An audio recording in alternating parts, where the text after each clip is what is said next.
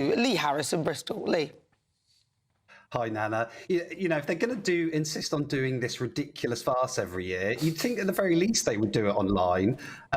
Rishi Sunak apparently spent more time flying than he did in Dubai. And as Matthew eloquently said, it would have been obviously far more productive and produce less carbon emissions for them to do it on Zoom. But the whole thing is ridiculous. It's completely pointless, unproductive virtue signalling nonsense. And it's full of out-of-touch elites who genuinely can't care less about taxing hardworking people into poverty. And as you rightly said, there are about 70,000 people who chose to fly to COP28 in Dubai, apparently creating the biggest carbon footprint so far. The hypocrisy is eye-watering. The leaders of the USA and China didn't even bother turning up, the two biggest carbon emitters on the planet. Keir Starmer and his pals attended when he isn't even in government, clearly for no other reason than to virtue signal on photo ops. King Charles flew over separately, wearing a tie bearing the Greek flag, a huge signal about the Elgin Marbles row after promising not to get involved in politics.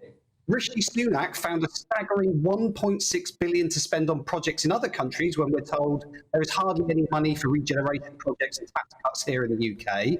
And just to finish on this, mainstream media used it as an opportunity to bash Sunak for the eminently sensible decision to roll back net zero targets to make it more affordable. GB News, the only news channel that stood up for the British people by asking if we could afford this ridiculous $1.6 billion during a cost of living crisis.